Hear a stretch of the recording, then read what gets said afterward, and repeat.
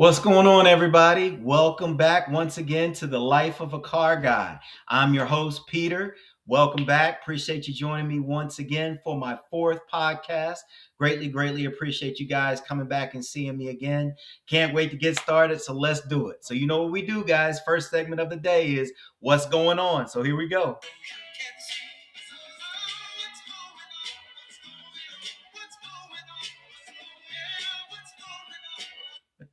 That never gets old, never gets old. So obviously, I don't own the rights to this music, so just in case, but just want to make that known. I appreciate you guys for being patient with me. I had to take a brief hiatus last week. I'll tell you more about that at the end of the podcast. But a big subscriber milestone that was achieved as of today. We're up to 26 subscribers. I greatly appreciate you guys. Thank you so much. And I've seen that we're over 120 views on the videos as well too. So thank you guys very much for watching the videos and checking out my podcast. I know there's been a couple of questions about the like and subscribe. So when you watch the video on the YouTube channel, and I send it out to you guys, but it's also on the link for those that are subscribed. You just have to hit the like and subscribe at the bottom. If you guys that are watching the videos could do that for me, I would really appreciate it. I really want to build the subscriber base even higher to take it up as high as it can go. Working on the sponsorships now and getting that straight, but definitely need to see more and more subscriptions. I'm thankful for the ones that we have. Don't get me wrong, I really appreciate it, but definitely want to continue to build those up. Okay. And also just make sure you're going to the website at www.lifeofacarguy.com. And when you go to the website on your cell phone, just make sure you hit the three bar box that looks like a hamburger menu. You just select that. You can go to the blogs from there, and then you just scroll down. We're working on updating that to make it a little bit more app friendly and phone friendly. So hopefully that'll be coming down the pike soon to make it a little bit easier to get to. But other than that, thank you guys so much for what you've done so far. Greatly appreciate it. So, little industry in the streets news now. Jump into that segment. One of my favorite publications is USA Today. I really like that a lot. But I was checking out something this past Thursday, and as of Wednesday of this week, Tesla announced that they are discontinuing the Model S and the Model X line of their series of vehicles offered in their product line. The Model S is that sleek looking sedan, kind of larger sedan looking vehicle. And the Model X is their kind of like their SUV style products, kind of got like a third row, pretty nice size little vehicle. They are discontinuing those in favor of transforming, no pun intended, their Fremont, California factory into a fully autonomous vehicle production. And ironically, they're called that their Optimus initiative. So Tesla announced that on Wednesday during their earnings meeting that they're discontinuing those models to go 100% full force into building fully autonomous vehicles. So just the future's coming, guys, and it's here. It's kind of here now, but it's still coming. So anyway, we'll see what happens with that. Now, topic of discussion today is performance. So, when I was thinking about this, there's so many things that go into that. It's just not always about speed. I mean, you've got power, you've got durability, you've got distance, longevity, towing capacity. There's so many things when we talk about performance in a vehicle that is measured. Okay. And I looked up several different, top performers in those areas, so to speak, just to see what's happened. And then another thing I was kind of thinking about over the years, when we talk about horsepower, we don't really understand that there's a synonymous connection between horsepower and torque when we're talking about overall speed and performance. So we'll kind of break that down a little bit in the conversation today too. But here are a couple of fun facts I found out. So when we're talking about the fastest car in terms of speed, as of this year, 2026, the fastest car on record is the Hennessy Venom F5. Now, I had to look at this bad boy, and when I tell you it looks like something out of a sci-fi movie, this is a real transformer, okay? This car looks very futuristic, very sleek, very stunning, and extremely fast. Top speed at 347 miles per hour. That's just stupid fast. I don't care who you are or what you say. That is just ridiculous. Imagine being behind the wheel of something that fast. Unreal. So now when we talk about power, or we talk about just the overall power that a vehicle generates, I was thinking, like we hear about V6s and V8s and V12s. There is a vehicle out there, believe it or not, and it's clocked as the world's most powerful vehicle. It's called the Devil, the DEVEL 16 V16 engine, 16 cylinders of power, producing 5,007 horsepower. Dude, I don't even know what to say about that. Like, man, I just can't see that amount of power. When I think about that, it makes me think about stories about the cars back in the old days, running off of the dirt tracks. And, it's just so powerful, like the chassis would kind of turn and kind of get all deformed because of all that torque and that power. It's just unreal. Now, when we talk about distance, a couple of things I was looking up here. Now we're in the world of electric vehicles. The longest distance electric vehicle from one full charge has been clocked this year as the Lucid Air Grand Touring. Now, Lucid is another line of electric vehicles that is based out of the US. This vehicle is up to 512 miles on one full charge. Now, that's pretty impressive. Now, we talked about in another segment before about how we're growing in electric vehicles and building that infrastructures to where you can kind of go long distances on a full charge and be able to charge up faster.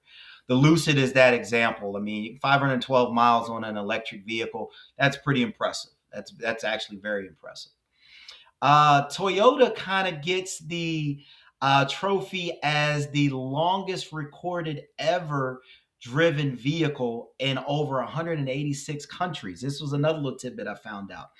A Toyota Land Cruiser clocked over 460,000 miles in over 186 countries. Now, here's the crazy fact about this. This vehicle started its trek back in 1984, and up to present day time, the exact mileage, as I looked it up earlier, was right at 460,476 miles. And this is a vehicle that was owned and driven by Emil and Liliana Schmid. And they've been driving this vehicle all over the world, over 186 countries. So that's pretty impressive. Now, another topic when we talk about performance is towing capacity. Now, for those that, have trucks or SUVs and they're towing large amounts, like, you got your speedboats, you've got your mobile homes, you've got your trailers, you've got, horse trailers, all sorts of things that you're towing. Ford owns the category right now in the market as having the highest towing capacity in their F450 Super Duty turbo diesel truck. Now, this is a V8, like I said, turbo diesel, over 40,000 pounds of towing capacity. Stupid. That's the only word I can think of with that. So let's dig into that a little bit more. So when we talk about horsepower, I had to look this up because obviously there's a connection with horses and everything. But one of the things that I wasn't sure of is that even though you have a vehicle that emits a lot of horsepower, has a very high horsepower output, that doesn't always mean it's the fastest vehicle. Sure, it's powerful, but that's not necessarily what makes it go, so to speak. It has a synonymous relationship with torque. So when we talk about horsepower, what does that mean? And basically, that's just a unit of measurement of power, and it's just the rate at which work is actually done. This term was adopted back in the late 18th century by a Scottish engineer, James Watt. He was comparing the output of steam engines with the power of draft horses. Now, when we talk about draft horses, and if you think where I'm thinking, then you're right. When we think about, the Budweiser commercials, and we're seeing those big horses with the huge hooves, they're another name for them are Clydesdales. Those are what were called draft horses back in the day. And what they would do is they would compare that output of steam engines to the power of what two draft horses would pull a particular cart or engine or just, a trailer. So now when we talk about the power of that, that doesn't always mean that it's going to go very fast, right? So that's where torque comes in. So torque is the measure of rotational force produced by engines, and which is a very, very critical component of the overall vehicle performance. And what that basically means is it goes into the factor of acceleration. So it's about the rotational force that the engines produce in terms of the wheels spinning. Okay. Now, one of the things I was looking at, I was checking out this vehicle when I used to work for Hyundai. When the Genesis line came out, they introduced the G90. The G90 had two different models. They had the G90 3.3 turbo versus the G90 5.0 V8. Now, the 5.0 V8 had almost 450 horsepower. But believe it or not, the 3.3 liter turbo V6 engine actually had a better performance. Why? And that's because of the ratio of horsepower to torque. So when you're looking at vehicles and you're measuring horsepower versus torque, if the torque is equally measured or slightly higher than the horsepower, that means you're going to have a faster response or faster acceleration. So when you hit the gas, you feel that response right then. All right. Now, with the vehicles that have a higher horsepower to lower torque, you don't see that response as fast. Now, oh, sure, it's very powerful. Don't get me wrong, but it's about that response. And you feel it when you hit the gas. Like some of those vehicles that are so powerful, it's almost like they sit down and they're spinning a while before they really get going. And it's almost like it takes them a minute to get to where they're going. Whereas other vehicles, when they start off, it's like immediate. You just feel that pull. And that's that kind of that ratio build between horsepower and torque. So that's kind of where that balance exists. And that's what's necessary to kind of produce that output that we're looking for, if that makes any sense. All right. So now we're going to come to the drop a dime segment. I've been checking out the emails. I appreciate you guys sending me information. Just so you'll know, my email is the life of a car guy at gmail.com. Once I get everything going and I get the website built up a little bit more, you guys can go straight there to leave comments. But for right now, I'm using the Gmail account. So what I'd like for you guys to do is send me some correspondence. Let me know how the show is going for you. Let you know if you have any ideas or suggestions. Let me know. I'm always open. Got a lot of great ideas that I want to do myself, but I'm always open to hearing some things from my general public. All right. So definitely drop a dime on the life of a car guy at gmail.com. Also, with the blogs are coming along. I'm going to start a segment of the different vehicles that I've owned, and it's been a quite variety of different ones. Just kind of want to give my own take on them, my own experiences, and kind of share with you guys. Not just like, oh, this vehicle does this and that, but just kind of give you an idea of the overall times that I've had with so many different cars and kind of let you in on some secrets that I found out about them myself. So hope you guys will love that as well too. And signing off, we're kind of here at the finish line now. Big homework assignment once again. You guys do me a favor, for all of those that have subscribed to my YouTube page. I want you guys to ask 5 other people to check it out and subscribe as well. And just continue to do that down the line. What I'd like to do by the end of February is see that number closer to 100 or beyond. I know it can go viral at any time, but it's about, getting it out there and me staying consistent with this. And like I said, like and subscribe on the blog and the podcast. And the goal is to turn this thing viral, like I was saying. And, as I kind of use, this thing of ours, I definitely want to make it intimate for everyone. This is about a real hands-on experience so everybody can be involved and everybody has a feel or a connection to it, right? So kind of coming to the end, kind of a little somber note. Last week was the 5-year anniversary of the passing of my little brother, John Lewis. And I just was kind of going back and forth if I wanted to do the blog last week versus waiting till now. But I decided I kind of wanted to honor his memory and just kind of take some time to reflect on him and the life that he had, and being a part of his life as his big brother. I kind of want to share you a couple of little moments that I had with him, kind of involving cars. My little brother was my first co-pilot, my first shotgun rider, right? I remember when I bought my first vehicle, which was my Acura TL 1998. It was a forest green with a beige leather interior. And I remember going to pick him up after I finished all the paperwork and left the dealership. And I kind of shared it with him. And, he was the one that suggested about putting remote start in it. And so I did that, went down to Circuit City when we lived in Roanoke, and I went and installed a remote start system in the vehicle. So kind of a weird situation that took place.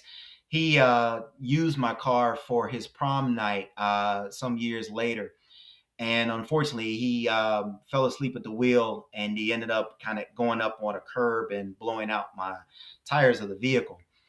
And I remember coming home because I was hanging out with some of my friends that night, and I came home and I didn't notice the car there, but I saw my brother laying on the couch. He was asleep. So I went to my mom. I was like, "Hey, what's going on?" And she told me that he fell asleep at the wheel. He's okay, but the car was kind of damaged.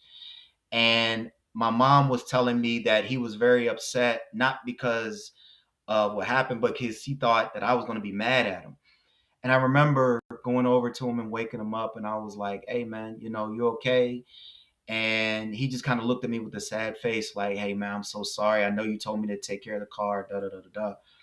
And I told him, "Hey, look, man, I can get another car. I can't get another you.